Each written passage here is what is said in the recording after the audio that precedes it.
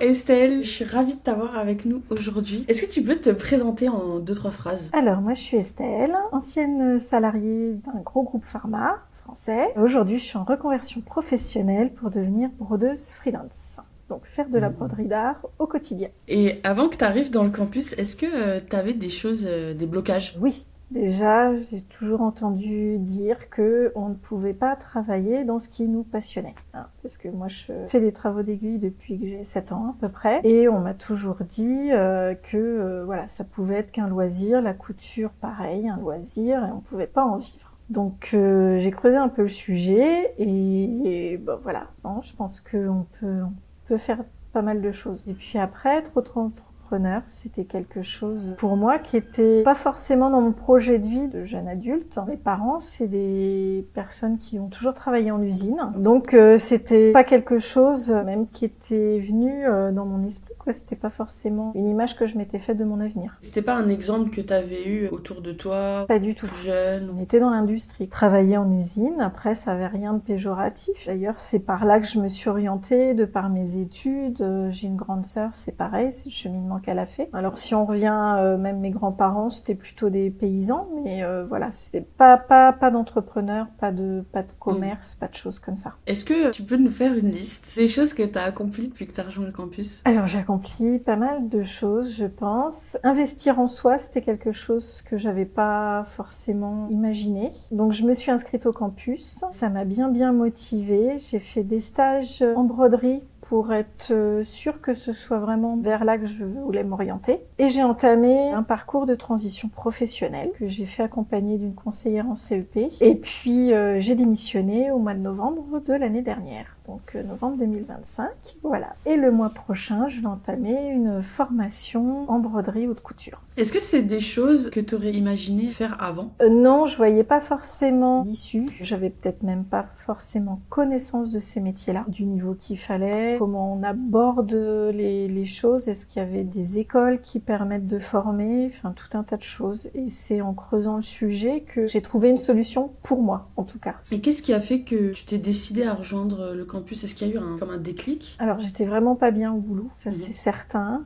Et puis, en scrollant sur Instagram, il y avait la pub pour le bootcamp. Et c'était l'appel les créateurs nomades. Alors, surtout créateurs. Et je me suis dit, tiens, qu'est-ce que c'est que ce truc? Et le bootcamp m'a hyper motivée, en fait. Je me suis dit, pourquoi pas moi, en fait? Est-ce que tu t'attendais à tout ce qui a déroulé derrière? Non, pas forcément. Je pensais peut-être pas aller aussi loin. Je pensais peut-être développer une activité en parallèle de mon salariat. Mais en fait, en creusant le sujet, j'avais pas le temps. Je pouvais pas, c'était pas possible. Donc il a fallu faire des choix. Après, je m'attendais pas à ce qu'il y ait une grande communauté derrière. Et en mon tout début de parcours, j'ai eu l'occasion de voir Clem par l'apéro qui était à Nantes. Et ça a été vraiment une rencontre. J'avais déjà fait des formations en distanciel et je m'attendais un peu à retrouver ça en fait. Pas forcément quelqu'un de présent derrière. Et en fait, de voir Clem, je me suis dit, ah ouais, quand même, c'est consistant. Ce qu'il y a derrière, il y a des vraies personnes. Donc voilà, ça, j'ai trouvé ça quand même très très bien. J'ai besoin d'être rassurée. C'est un trait de mon caractère, j'ai besoin d'être rassurée. Et le fait qu'il y ait du monde derrière, des vraies personnes. J'ai fait une formation en distanciel, préparation à un CAP de couture que j'ai obtenu en 2022. Mais c'était quelqu'un qui m'appelait, qui avait un certain nombre de personnes à appeler dans la journée, à faire un suivi. Et il n'y avait pas d'humanité derrière. Je pouvais pas poser des vraies questions. C'était pas forcément adapté à moi. Et là, dans le campus, par contre, je trouve qu'il y a ce qu'il faut, quoi. Moi, j'aime beaucoup les feux de camp parce qu'on interagit pas mal les uns avec les autres et puis on a toujours une réponse, un guide, des pistes à explorer et ça, pour moi, c'est important. En parlant des outils du campus, donc t'as parlé des feux de camp, est-ce que t'as un coup de cœur? Moi qui ai besoin d'être accompagnée, d'être rassurée, la boussole, c'est super. Franchement, on poste, on a une petite vidéo qui nous explique. C'est vrai, quand on fait les exercices, surtout en début des modules du campus, j'avais besoin de savoir si j'allais dans la bonne direction ou pas. C'est vraiment top d'être rassurée avec les corrigés, les explications, les pistes à explorer. C'est vraiment important, je trouve. Et les feux de camp, quand on a des points de blocage ou on a un gros coup de mou, les Poulp Masters, vous êtes vraiment là pour nous remonter le moral. Et on repart avec des challenges et ça, c'est vraiment top. Ça aide à avancer. Il y a quelques semaines, tu as accompli une grande étape dans ton parcours entrepreneurial. Est-ce que tu peux nous en parler? J'ai démissionné. Ouais. C'est une grosse étape pour moi. C'est un mindset à faire sauter. Je suis terrorisée à l'idée de pas avoir de revenus financiers. Je sais qu'on en avait parlé dans un feu de camp parce que j'ai ma fille qui est aux études et du coup je dois avoir des moyens financiers pour qu'elle puisse avoir un appart, etc. Et je me rappelle d'une phrase que tu m'as dit. Tu m'as dit, est-ce que tu crois qu'en tant que maman, tu ne trouverais pas de solution? Je t'ai dit, bien sûr que si, parce qu'on a toujours de la ressource. Et ça, c'est des gros mindsets qu'on arrive à faire sauter avec le campus. La démission, ça a été aussi un gros pas. L'impression un peu de sauter en parachute, mais avec un parachute, parce que le campus, il aide à ça aussi, c'est à se positionner avec sa propre histoire, avec son propre parcours, mais pas faire n'importe quoi en fait. Et c'est jamais dans l'obligation de rien. Au niveau de ton projet professionnel, qu'est-ce que tu as réalisé depuis que tu es rentrée dans le campus? Comme mission, opportunité, comme rencontre? En parlant autour de moi, les gens ont appris que je démissionnais, que j'allais monter mon entreprise, poser un peu de questions, voilà, savoir ce que je peux faire. Moi, je suis un petit peu un couteau suisse dans le textile, peut-être qu'on va dire ça comme ça. Donc, j'ai un CAP de couture, je fais de la reconstitution historique, donc je fais du costume historique, je fais de la corsetterie. Mon activité principale, en tout cas, je veux que ce soit plus de la broderie, parce que c'est ce qui me plaît le plus. Après, le reste, je peux accompagner. Et en fait, dernièrement, j'ai fait des propositions d'offres de services, d'accompagnement pour des projets couture. Donc, il y a une première offre de service que j'ai fait, une personne qui m'a contactée, avec qui je faisais partie d'une association de danse historique, qui me posait des questions pour monter un costume. Est-ce que tu penses que ça, c'est cohérent? Je lui ai dit, moi, ce que je peux faire, si tu veux, je te propose un accompagnement pour monter un costume historique de A à Z, c'est-à-dire comment tu choisis ton modèle, comment tu choisis les patrons, les tissus, etc. Elle était super emballée. Son point de blocage, c'était financier. Mais elle m'a dit, écoute, je réfléchis. Et bon, elle est revenue vers moi en me disant, ton truc, c'est super, mais on m'a proposé de me faire mon costume gratuitement. Donc, bon, bah voilà, j'ai pas pu lutter. Après, je connais comment ça se passe et je me dis qu'elle reviendra peut-être vers moi un jour en me disant, bah aujourd'hui, je veux, moi, faire mon costume, donc apprends-moi. Et puis, plus récemment, j'ai une proche de ma famille qui m'a dit, bah voilà, moi j'ai eu de l'argent pour Noël, je vais apprendre à faire un corset, est-ce que tu m'accompagnes? Donc je lui ai fait une présentation, c'était pas le problème de payer, mais elle trouvait que ce que je proposais, parce que tout de suite elle m'a demandé le tarif, c'était un petit peu cher, mais moi j'ai un peu insisté pour faire la présentation de l'offre. Et à la fin de la présentation, elle m'a dit, ok, je comprends le prix, c'est cohérent, et ok, on y va. Ah, un grand bravo. Estelle, je suis tellement contente pour toi. Quand j'ai vu ton post sur le campus, je suis tellement heureuse. En fait, ce qui a fait la différence, c'est le fait que tu aies su expliquer. Elle se rendait pas compte, en fait, la valeur que ça avait. Valeur perçue, valeur réelle. Et une fois que tu lui as bien tout expliqué, bien tout démontré dans un rendez-vous qui était clair, où voilà, t'as pris le temps et tout, elle a compris la valeur perçue. Et donc pour elle, la valeur réelle, elle était justifiée.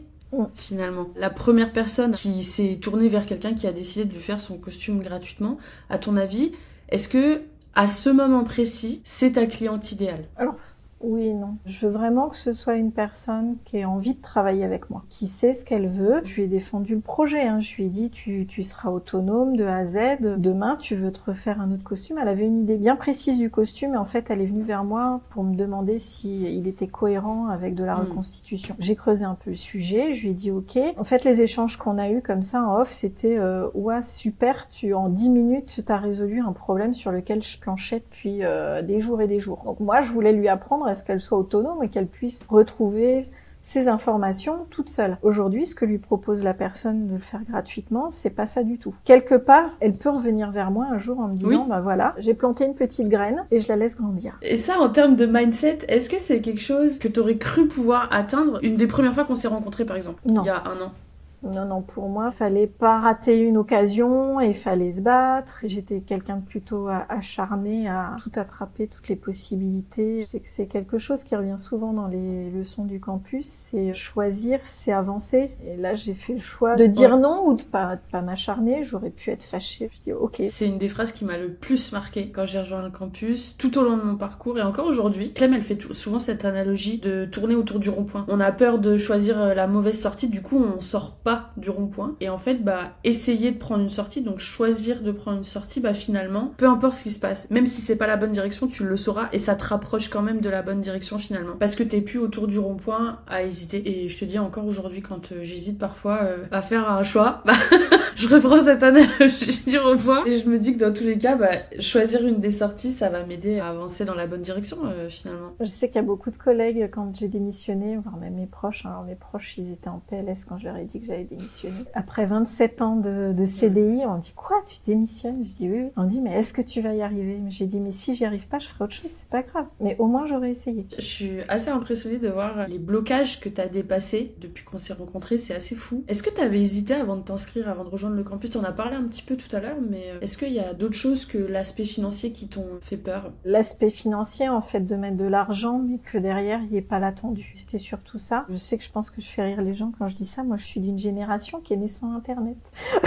Mais du coup, j'étais pas sûre que le campus soit vraiment adapté pour moi, pour de la création physique. Et après, Clem, elle m'a rassurée là-dessus. Je suis d'accord avec ça, quoi. Aujourd'hui, le campus, on y prend ce qu'on a besoin, en fait. Ça répond quand même à pas mal de choses. Et c'était, le manque d'accompagnement aussi. Je voulais pas acheter un truc et puis voir de la vidéo ou lire des choses et puis derrière, on sait pas à quoi ça amène, en fait. Est-ce que tu arrives à imaginer où est-ce que tu en serais aujourd'hui sans le campus? Je pense que je serais en arrêt maladie pour burn-out. Honnêtement, je savais que ça allait pas bien au travail et j'ai fait le choix de ne pas me laisser couler et de trouver une autre solution, en fait. Et le campus m'a apporté une autre solution. Incroyable, Estelle! Est-ce que tu as une anecdote à partager, que ce soit sur le campus ou sur ton parcours? Ouais, on peut parler d'un feu de camp qu'on a vu toutes les deux, où j'étais sûrement bloquée. Et tu m'avais dit rêve grand et tu m'avais demandé si j'avais une idée un peu folle en tête. Et je t'ai dit là, le projet un peu fou qui me vient en tête, c'est de faire le tour du monde avec une vieille voiture, avec une vieille machine à coudre et de m'arrêter de village en village pour faire de la couture, échanger avec les gens. Et tu m'avais dit, à ce moment-là, tu te fais un petit dessin, un petit croquis, un truc, puis tu t'affiches ce petit dessin-là devant à côté de ton PC ou sur ton bureau. Et en fait, ce truc-là,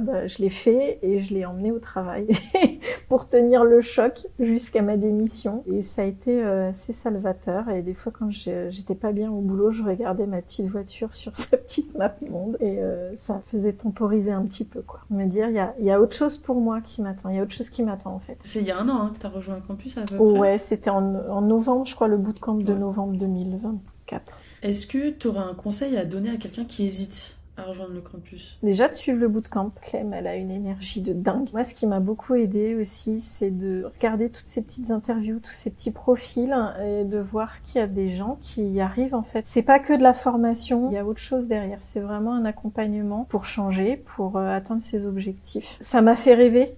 Et je me suis dit, le rêve, il est peut-être pour moi aussi. Je veux tenter l'aventure. Le bootcamp, c'est une belle entrée. Est-ce qu'il y a comme 2 ans, t'aurais imaginé te dire j'essaye et au pire, j'essayerai autre chose? Non, je pense qu'on est conditionné et dès qu'on est petit à aller à une seule destination. J'étais embauchée après mon diplôme dans une boîte, j'y suis restée. J'ai bien essayé de faire 2-3 entretiens dans d'autres entreprises, mais en fait, c'était la même chose, quoi. Il y avait les mêmes conditions, il n'y avait pas d'avancée pour moi. Donc, je suis restée où j'étais. J'ai changé de poste plusieurs fois, mais je pense qu'on nous apprend pas à se dire, essaye là, et puis si ça va pas, tu feras autre chose. Moi, aujourd'hui, j'ai des enfants qui sont de grands ados. J'en ai un qui est dans sa vie active. C'est pareil, il a un objectif. Il est passé par déjà 2 diplômes différents pour y arriver. Alors mes parents, à chaque fois, ils sont très critiques en disant « Mais quoi, il a passé un diplôme et pourquoi il continue pas sur la même voie ?» Et moi, je dis à mon fils « Fais ce que tu as envie de faire, en fait. Aujourd'hui, tu crains rien, t'es à la maison, fais ta voie. Et comme tu le sens. » Mais ça, je pense que c'est quelque chose que je n'aurais pas dit il y a ne serait-ce que 2 ans. Aujourd'hui, je me sers de mon expérience pour l'accompagner aussi et lui dire « C'est ok, tu fais comme ça. » Et il le voit très bien. Et souvent, il me dit « Maman, de toute manière, j'ai pas envie de faire un boulot et de me retrouver comme toi à 40 ans où je suis 6 pieds sous terre, quoi. Il dit, j'ai pas envie de me rendre malade au travail. Et c'est bien cette nouvelle génération qui se pose d'autres questions, en fait.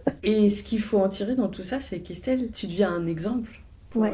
Et d'ailleurs, parlons d'une des récentes actions que tu es en train d'accomplir. Tu as un objectif au niveau de la broderie, de rejoindre une formation. Est-ce que tu peux juste m'en dire 2-3 mots? Alors, c'est une formation pour faire de la broderie haute couture. C'est une école qui fait partie du groupe Chanel. Je vais être formée pendant 5 mois. Et voilà, et ça va me donner accès en fait aux ateliers haute couture. C'est un choix que j'ai fait l'année dernière. J'ai fait un stage d'initiation chez eux pour déjà savoir si ça me convenait. Et eux, ils ne fonctionnent que comme ça. Et dans la foulée de ce stage, en fait, ils ont animé un événement sur 2 jours qui s'appelle les mains d'avenir. Et en fait, je me suis rendu compte qu'il manquait cruellement de main d'œuvre qualifiées. Les brodeuses qui étaient qualifiées, qui étaient en CDI chez eux, partent à la retraite, les unes derrière les autres. Donc ils recrutent, ils essayent d'attirer les jeunes pour des circuits classiques de diplôme, CAP, BMA, mais ils font beaucoup appel à des freelances, notamment pour leur campagne de haute couture. Ils ont jusqu'à 8 campagnes par an. Et moi, c'est dans cette brèche-là que je veux m'engouffrer. Donc, faire une formation chez eux déjà. Comme j'ai toujours un besoin d'être assurée, je sais que j'aurai le niveau pour intégrer. Ouais.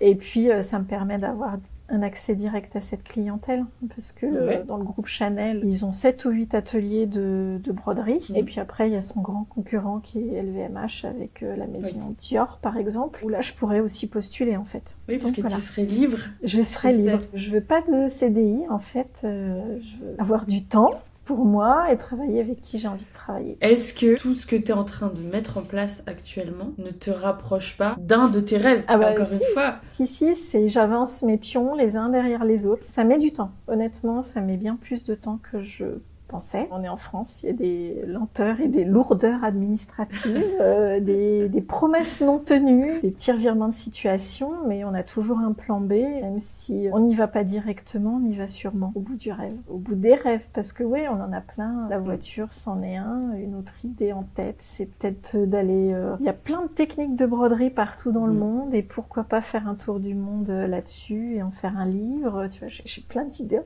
tête. Mais oui. Mais oui, Estelle. Mais oui, faut avancer petit pas par petit pas. Tout ça dans le but de atteindre ce que t'aurais jamais cru atteindre il y a 2 ans, tout en t'accomplissant personnellement, en débloquant des freins, des blocages que t'aurais pu avoir, et en inspirant tes enfants. Mais c'est énorme. Tu te rends compte de tout ça ou pas? Ouais. J'ai travaillé sur moi. C'est compliqué de rassurer mon entourage, répondre aux peurs de chacun. Moi déjà, j'étais pétrifiée, on va dire ça comme ça, donc je travaillais déjà à moi faire sauter mes peurs. Ça a été compliqué maintenant. Ils ne disent plus rien. Mes proches, voilà, ils regardent. De temps en temps, ils me posent une question. Et tu vas en formation quand? Et tu feras quoi après? Et voilà, je leur montre que ça se fait. Et mes peurs, j'ai mis en place des choses pour me rassurer. Je sais que j'ai une peur, voilà, sur le financier. De temps en temps, quand j'ai des angoisses, ça arrive. Des fois, je me réveille la nuit, je dis, mais est-ce que je vais m'en sortir? Et je reprends mon petit papier récapitulatif de ce que j'ai comme économie à droite, à gauche, ce que je peux mettre en place et tout. Et là, je me dis, et ouais, mais en fait, ça passe large. Donc, on y va. Allez, arrête. Mais c'est fou. L'avancement que t'as eu, il est incroyable. Mais c'est grâce au campus, hein. Honnêtement, si j'avais pas fait tous ces modules, me poser les bonnes questions, j'en serais pas là, quoi. Je serais toujours au fond de mon lit en train de me dire j'y vais pas, comme tu dis tout à l'heure, tourner autour du rond-point, quoi. Les idées, on les a. Mais après, c'est quand est-ce qu'on se lance et comment on se lance. Et le campus, c'est qu'une étape, hein. J'ai mis plein de choses en place. Voilà, il y a la transition pro. Là, je vais intégrer une couveuse d'entreprise parce que j'ai besoin d'un numéro de SIRET pour pouvoir faire une démonstration, participer aux Journées mondiales des métiers d'art. J'ai appris, j'ai un problème, ok, je me pose, je trouve une solution et j'y vais. Tant pis si ça fait un détour, j'y vais quand même. Je garde mon objectif au bout du compte, quoi, c'est de créer mon entreprise moi-même et de voler de mes propres ailes. Le mindset. Et avant qu'on se quitte, Estelle, est-ce qu'il y a un endroit où on peut suivre tes aventures? Sur Instagram, le plus, et Facebook, du coup, les deux sont liés. J'ai un petit peu LinkedIn, mais je publie pas, donc voilà, mon profil est accessible. Merci beaucoup. Avec grand plaisir.